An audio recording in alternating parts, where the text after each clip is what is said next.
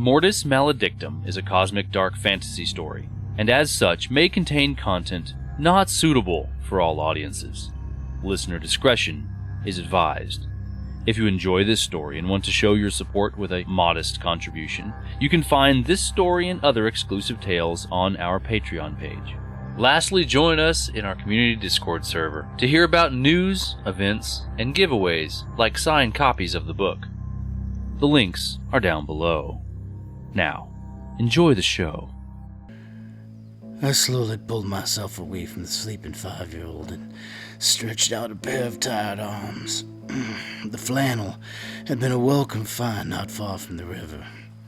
It hadn't taken long to wash the blood out of it.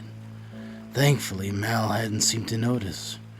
Or if she had, she'd been too mature to say anything about it. Or too afraid. I hated the thought of my daughter curled up in a ball covered in salvaged clothing and afraid. But that was the world we lived in now. I crawled to my feet, frowning from the pins and needles in my toes.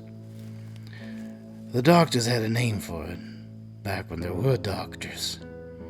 It wasn't good, but it wouldn't kill me as long as I took the meds. Ellie always used to say medicine is not an exact science. And now I was inclined to agree with her. I couldn't remember the last time I'd taken a pill, and I didn't appear to be dead yet. Or if I was dead, this was hell. I was no doctor, but even I knew a little girl needs food. I tried boiling down some acorns, but they were too bitter. We needed meat. Mal needed meat. The snares, I'd set them up before dark, just like I'd run the alarm line around the camp. It wasn't much, just some old fishing line salvaged from the river, and a bell she had plucked off her bear's bow tie. I tried to stop her, but she insisted. "I'm too old for bears, Dad." "Keep it," I said, knowing that it had been Ellie's before Mal inherited it. The bear was just as much for me as it was for her.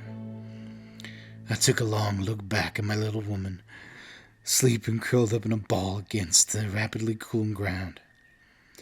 Then I slipped out of camp and over the all but invisible fishing line. The bell stayed quiet in the smoky light of dawn. There had to be something in the snares. Rabbits were still around. Not many. But we'd seen a few. Well, squirrels. They weren't the chittering thing we had in our tree over our old house, but they were still out there, and just like everything else, they were hungry. We're all hungry. We didn't need much, but we needed to survive. I didn't know why anymore, but I knew we just needed to survive because... A low and throated growl stopped me cold. I pressed my back up against the dry bark of a slender pine and pulled out a knife, practically giddy with anticipation. It wasn't much, and it was dull, but it would work. We were hungry. I took a deep breath and choked back the smoke. The fires would be here today, and we needed to be gone before they arrived. We'll move so much faster with food in our bellies. I clung to the thought and crept around the tree, knife in hand. Dog. It took me a second to remember the word. Cut up, muddy, barely recognizable. It fought to free itself from the trap's thin fishing line. I didn't know why, but my first thought was Ellie. Mal had wanted a dog, but she had been allergic. She would have certainly been allergic to this dog. Its thick fur laden matted with grunge and pine sap. The animal didn't want to be in my snare, and I didn't want it to be there. I hesitated, the blade heavy in my hand. We were hungry, so hungry. And that's when the bell rang. "Mallory!"